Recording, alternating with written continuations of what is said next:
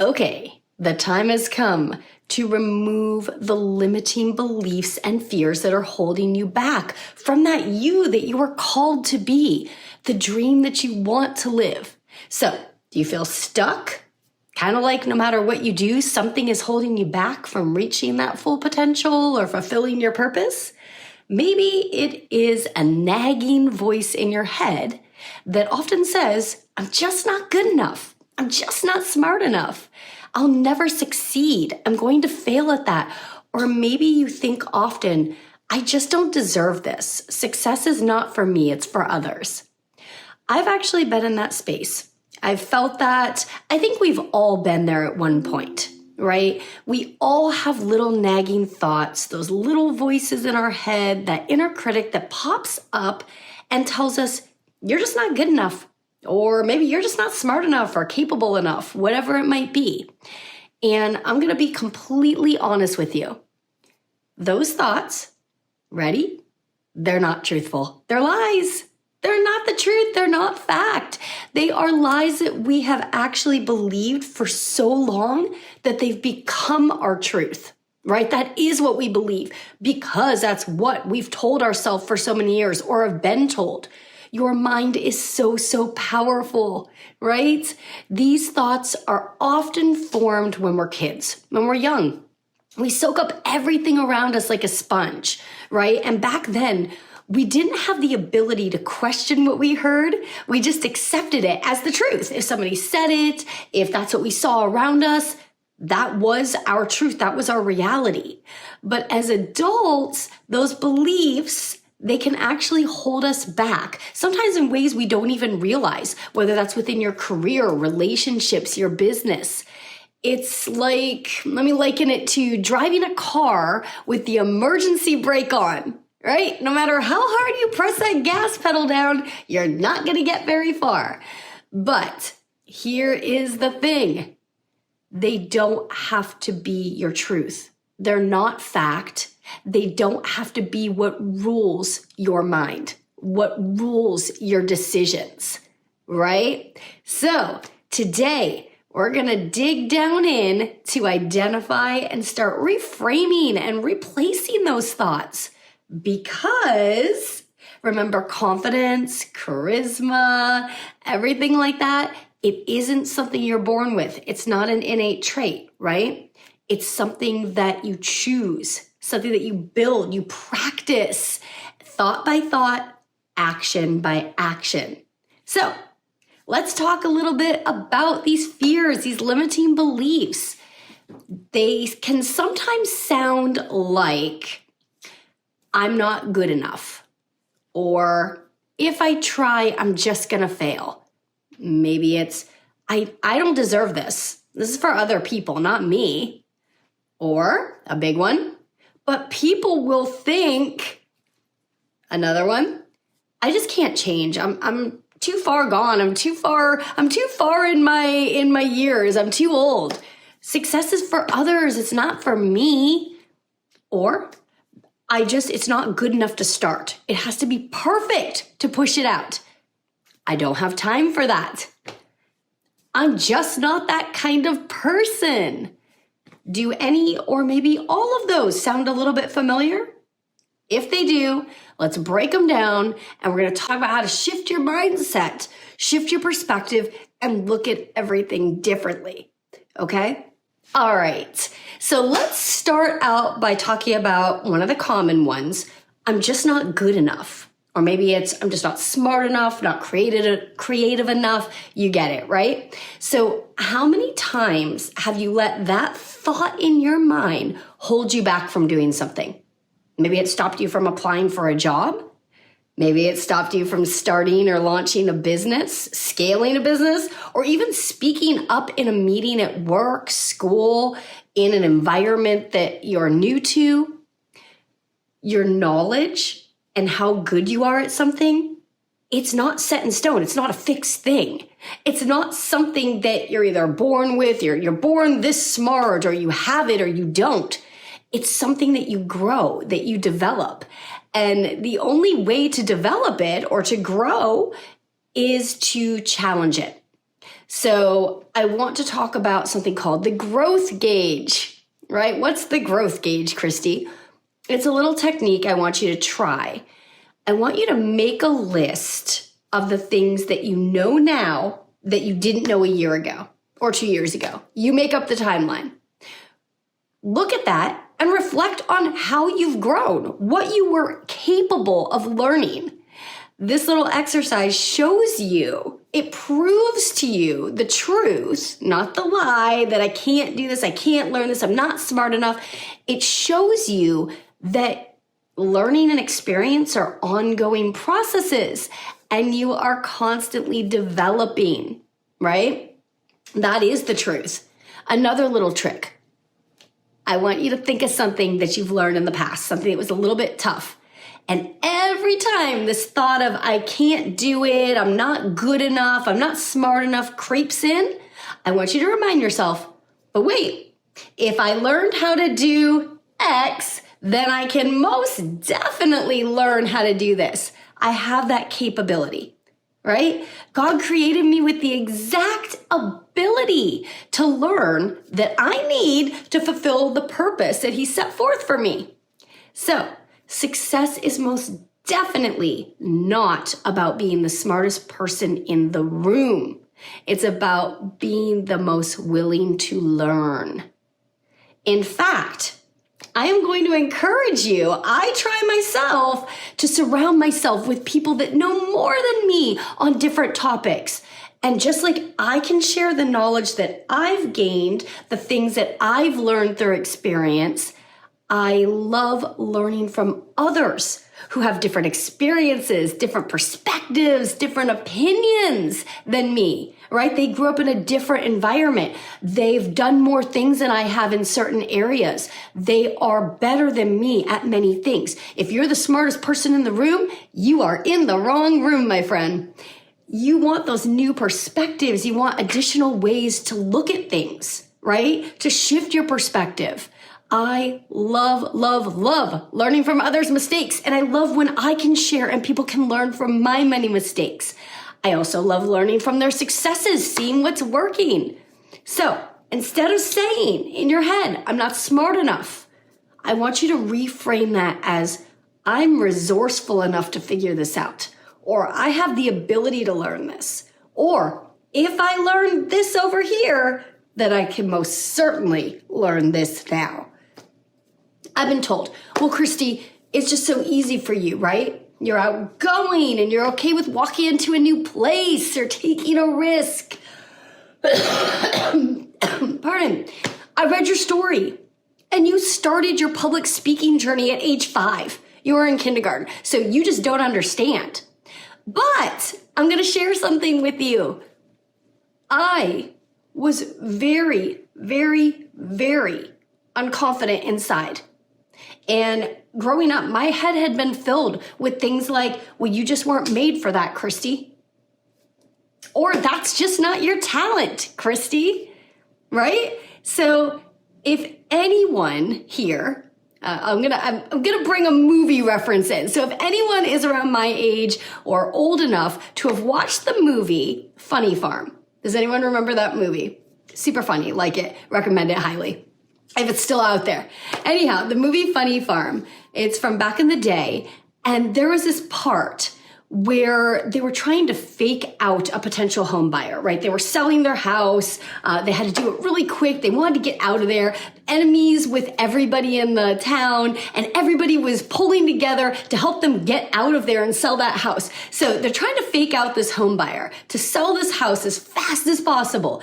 And at one point, they said on the walkie-talkie, cue the deer, right? Then they release this deer and it runs across the lawn, picturesque property. You see a deer runs out at the exact right thing. He's like, oh, she's like, oh, honey, there, look at the deer.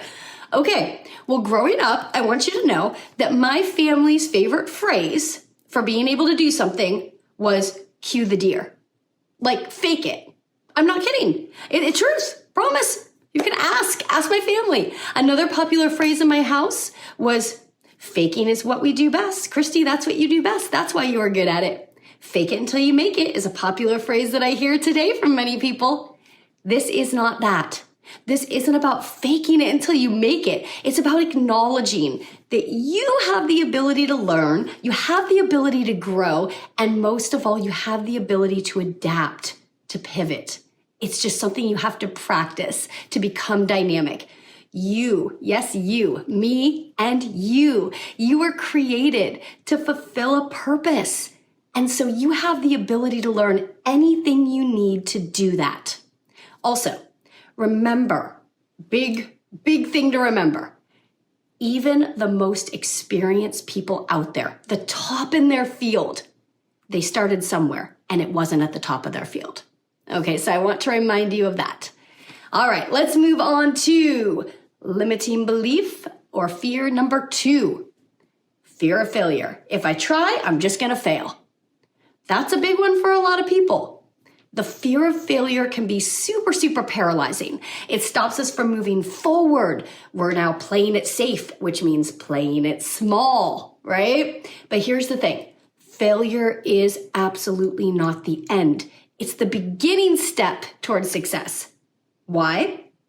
Well, because every time you fail, you learn something that you didn't know before. You gain invaluable knowledge and you pick up this real life experience, right? Yes.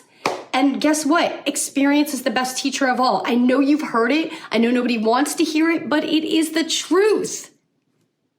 I'll be honest. That is what has allowed me to reach the place I am in my career, in my life.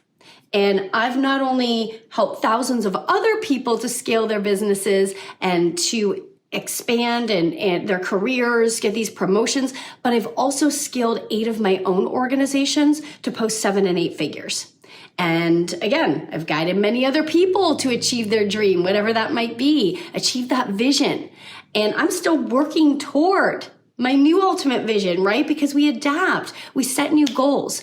But during that time, I have failed so many times and I have made countless mistakes, so many mistakes, right?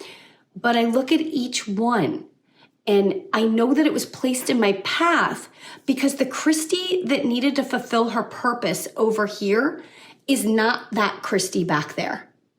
I needed to go through that and I needed to learn from that mistake. I needed to grow in that moment. I needed to build the right amount of strength. I needed the right amount of knowledge. I needed to build resilience and gain the wisdom to be the Christy that's needed over here, right? In the success area.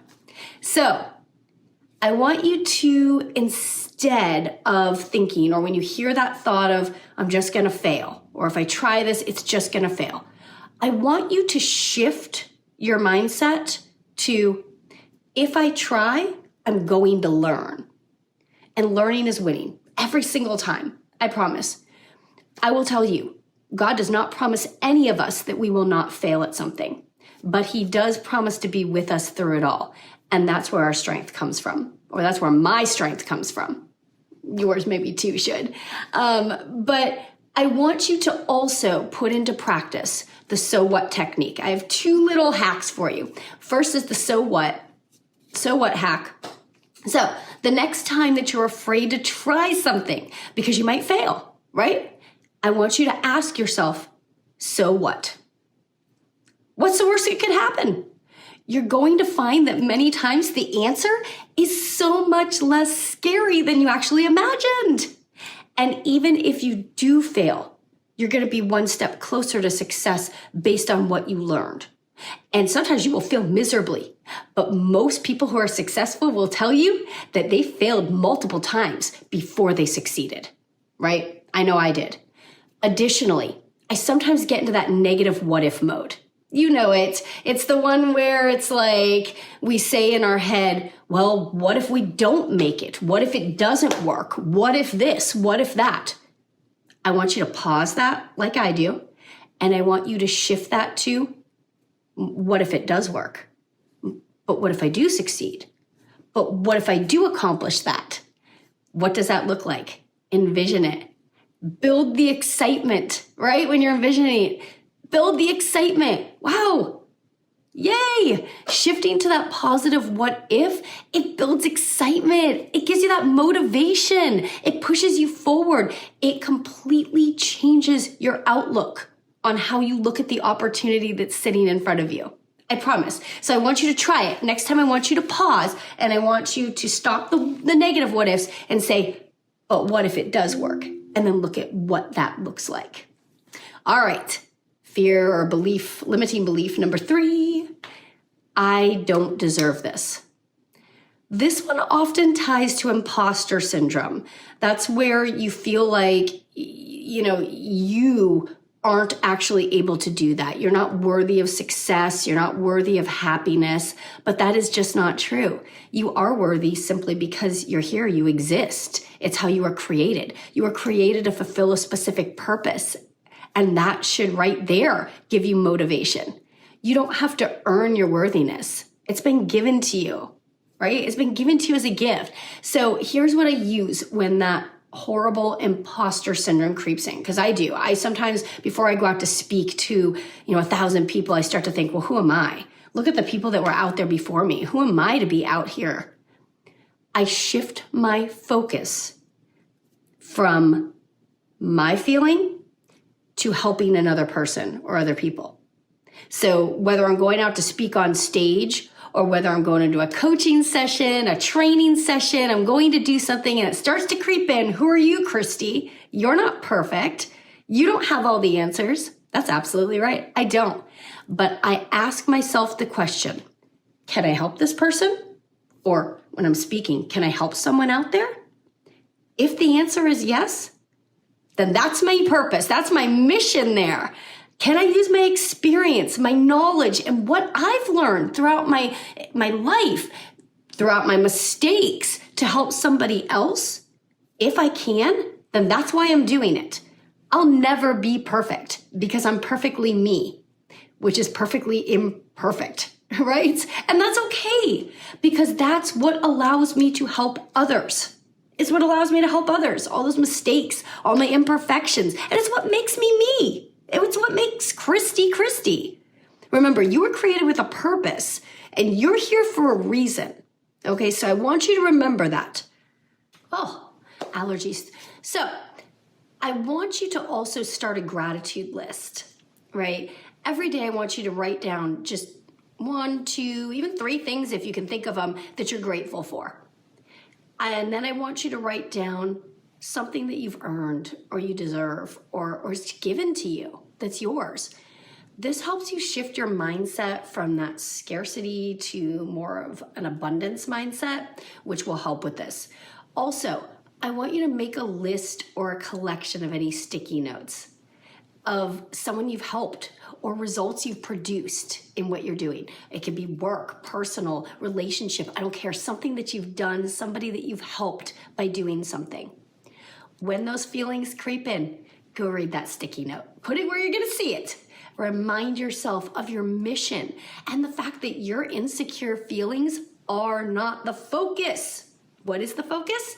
Helping others, empowering and uplifting others. If you can help someone else, then that's your mission. Get the focus off of you and onto who you can help. All right, let's jump into another one of those limiting beliefs. Well, Christy, I just don't have the resources for that. I hear this a lot from my business owners, and I am a business owner, multi-business owner, so I get it. It's a little tricky because this one feels real, right? It feels like it's not like, well, Christy, I really don't have the money to do this, or I don't have the resources that this person does.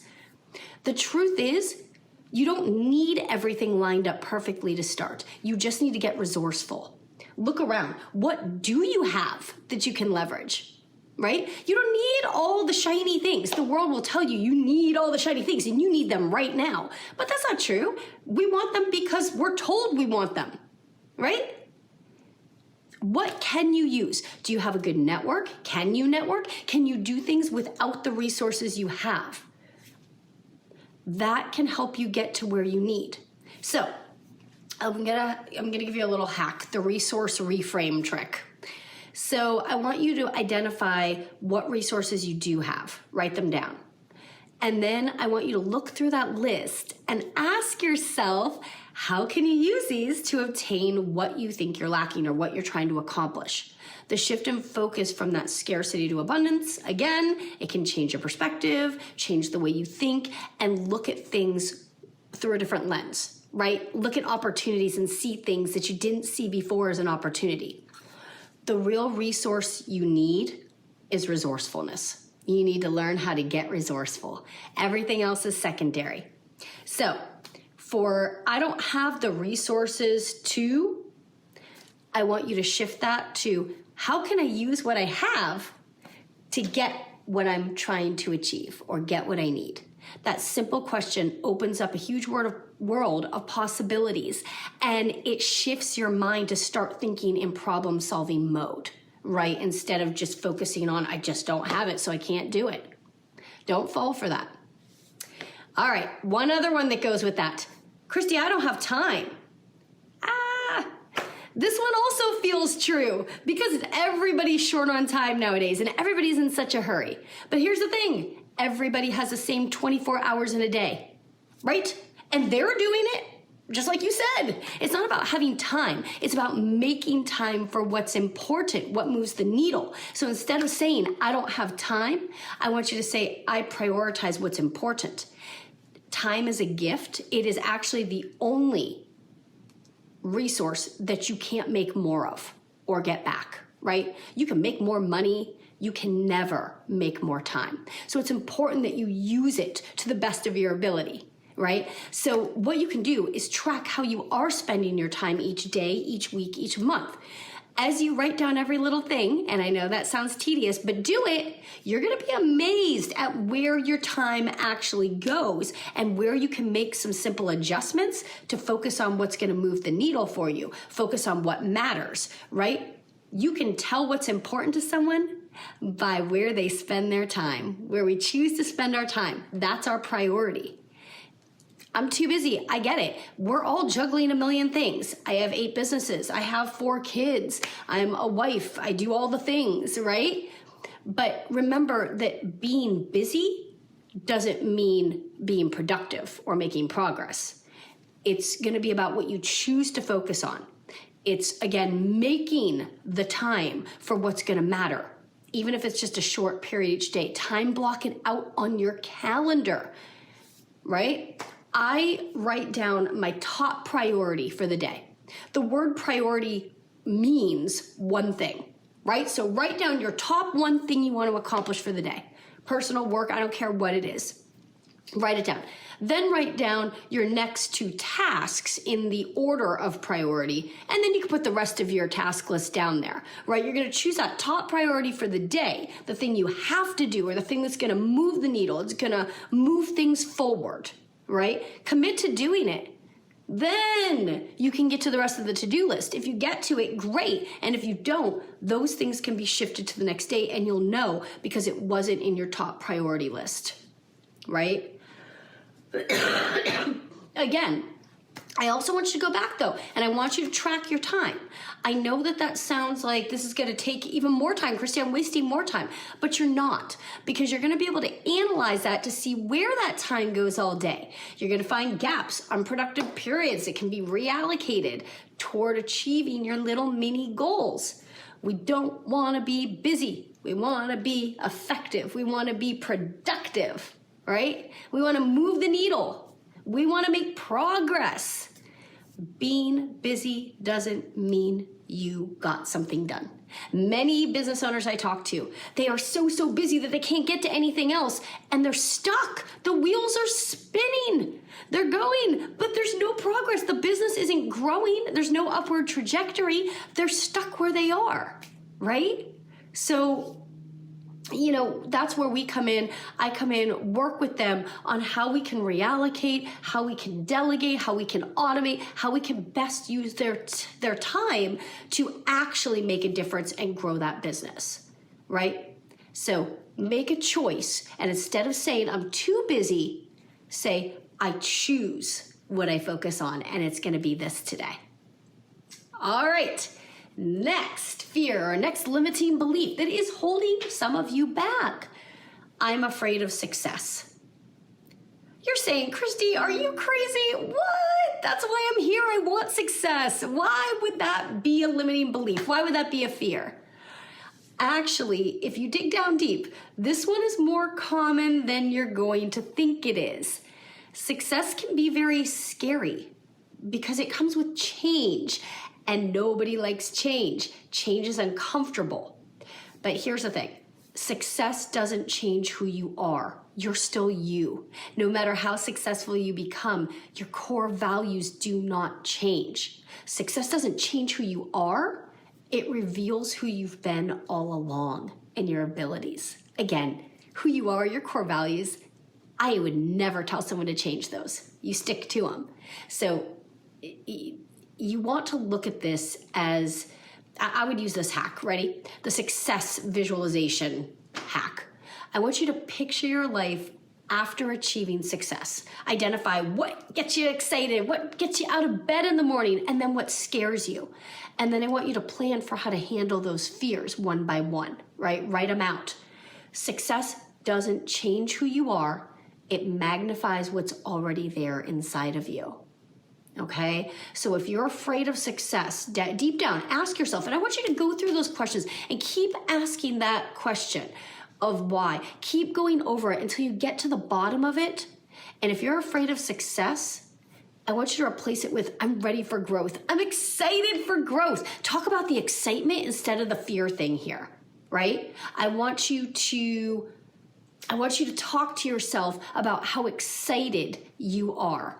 And did you know that fear and excitement are super, super close to each other, right? In your brain, the same chemicals are released, meaning the same physiological responses happen whether you're excited or you're afraid. So a technique I use when I'm backstage before I speak, or something that I help other people with when they have to go speak or give a presentation, is that when you start getting those butterflies and that physiological response to fear, you can tell your brain out loud, I'm excited. This is my feeling of excitement. And the response is the same. And if you keep saying that, you will then be able to train your brain that in these situations, I'm actually excited, not afraid. So when you start to feel the fear of success, I want you to reframe that as, I'm excited for what I'm going to accomplish, for being able to lean into these opportunities and step into me and step into success and step into fulfilling my true purpose. Okay, so that's what I want you to do with that one. So I want you to embrace discomfort because it's a sign that you're on the right path. It's your growth feeling. So when you feel uncomfortable with something, I want you to tell yourself, oh, that's just my growth feeling. That's not my uncomfortable feeling. That's my growth feeling. Because you cannot grow when you're comfortable. So remember that one. All right, next I want to address the fear of success is just too hard. Success can seem overwhelming, right? But it's not about making these huge giant steps and leaps all at once. It's about consistent small steps. People often procrastinate because they're overwhelmed or they don't know where to start. So here's what I do. Number one, make a list and I break it down into what's called bite-sized bits, right? You want to break every vision into a goal and every goal into a project and every project into little bite-sized bits. And I want you to write them as small as, say, writing down the steps, right? That is number one. Write down the planned steps and check it off as you go. You're going to build momentum as you go. And as you find yourself creating that list and starting on those tasks, guess what's going to happen? Not only are you going to become more motivated and you're going to feel that push and it's going to be a little easier to flow forward, you're going to have started. And starting, you can check that first piece off the list of made the list. And when you do that, you build that momentum and that excitement and that feeling of accomplishment that builds more confidence within you. Okay, so that's how you're going to do that. You're going to just start, because starting and taking that first step, taking that first action is the hardest piece. Once you start, then it's much easier. And again, you start building that momentum so you flow much easier. All right, the next thing holding us back. I need everybody else's approval, their validation to succeed. Seeking validation from others is going to be a huge, huge roadblock to your own progress and your ultimate success. The truth is, the most important approval, anyone's you do need, if you need anyone's, is God's and your own, right? Everyone else is just extra. So I want you to next time use this little hack when you're feeling like, what's so-and-so going to think that I need their approval? I want you to use the inner approval check. Okay, before seeking validation from others, I want you to ask yourself, do you truly believe in your own decisions? If you don't, let's figure out why and address that. Pardon. The most important approval you need is God's, then your own. Everyone else is just bonus, right? So I want you to stop looking for others to validate you. It's going to be so freeing when you're not looking to everyone else for that approval, right? So instead of thinking I need others' approval, I want you to think, I trust my own judgment. I am who I am, and that's amazing, okay? So if you don't hold up on your own goals that you set for yourself, you're going to have a hard time trusting yourself. So when you set a goal, I want you to set a realistic goal so that you're able to learn to start trusting yourself more too. And that's going to help where you don't need everyone else's validation around you. Also, we compare to ourselves to everyone anymore, right? I want you to remember inspiration over competition. Right? Because this leads into the fear of being judged or criticized. And here's the deal. Criticism is sometimes the price you pay for pushing boundaries, for being successful. If people are judging you, it means that you've done something right. Okay? So for every piece of criticism or feedback that you receive, I want you to write down what you took from it, what you learned from it. I want you to ask yourself, is there truth to it? First of all. If there's no truth to it, brush it off. Who cares? Move on. Walk away. Never give it another thought. If there is truth to it, then you can write down what you learned from it, because that's what's going to separate that constructive feedback that allows you to improve from just unwarranted criticism that you don't need. Again, criticism is the price you pay for pushing boundaries. If you're being judged, you're doing something right. I'm repeating it a second time just to get it in there. Okay, so instead of, oh gosh, everyone's going to look at me and say this, I'm going to be judged. I want you to look at judgment as a sign of progress. Not everyone will understand your journey to success. They won't. That's okay. It's okay. Oh, but Christy, people will think XYZ. People will think this over here. Thinking that belief is going to keep you from taking the risks, the calculated risks that you need to. It's going to keep you from speaking up and saying what you need to say, sharing things that could help others, and being your authentic self, which is a big part of being confident and bringing that charisma into a room. And what people think of you is none of your business. I think of it that way. One of the most freeing things you can do is to accept the fact that you cannot control what others think or do. You can influence their decisions, you can motivate them to take action, but you most definitely cannot control what they think, right? So I want you to remember that. It's not your responsibility what other people think.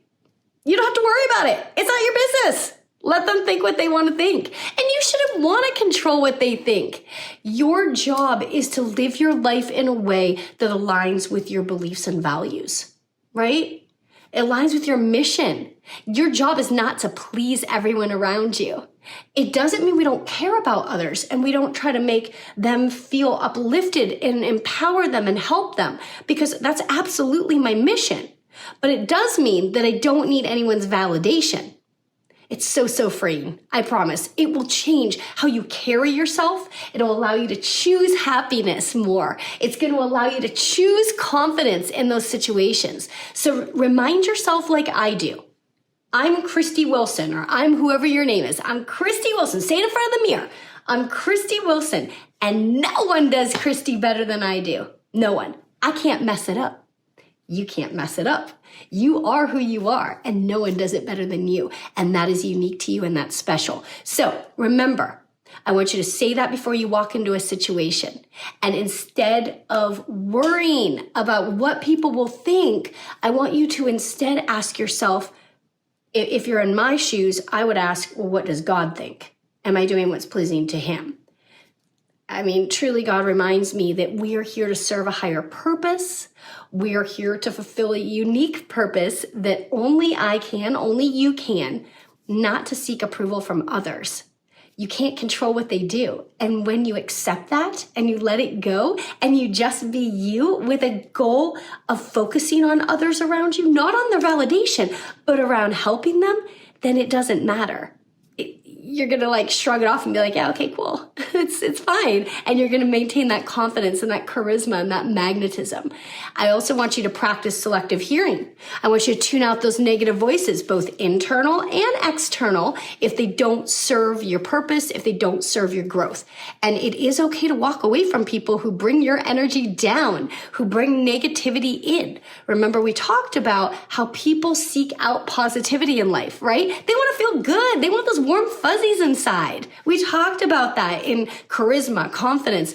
It's how you make other people feel. So as you grow stronger, you may be able to instead inspire and uplift people around you that are more negative as well. And you can share that contagious joy, share that contagious energy. But for now, and for the most part, I want you to surround yourself with people who lift you up and remind you of your worth and what you bring to the table. Also, one other point to make, in this digital world, social media is everywhere. I mean, I'm sure we're all on it, right? I am. We're all on it. How many of you hold back, or you have tons of content you just didn't post because you've watched others and you're saying, well, I'm not as big as them. Well, I don't do it like they do. Well, I don't have as many followers. I only have X people watching. Mine doesn't look as good. It doesn't look like theirs. Good. It shouldn't. It shouldn't. If you are copying someone else, you're not going to find that success. It's already been done. You can take inspiration over competition. You can be inspired and use that idea and just put your perspective on it. That's what people pay for, right? So you have to remember, I was actually told one time by a mentor that, I said, well, gosh, I'm really struggling with moving forward on this book idea on one of my previous books. And I said, because, I mean, it's not original thought. I mean, it's original thought to me, but it's not an original topic. And he said, Christy, what is an original topic anymore? And number one, he said, so does that mean for something like leadership, you speak on a lot of leadership topics, you travel and you train other people. So leadership, do you own just one book on leadership?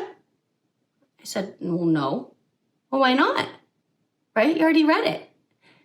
He said, because you are buying other books to gain other people's perspective. You're paying for their perspective, right? We all have similar information. Maybe there's a little bit of difference there, and that's fine. But in reality, it's our perspective that is different, that allows someone to shift their perspective to look at it a different way.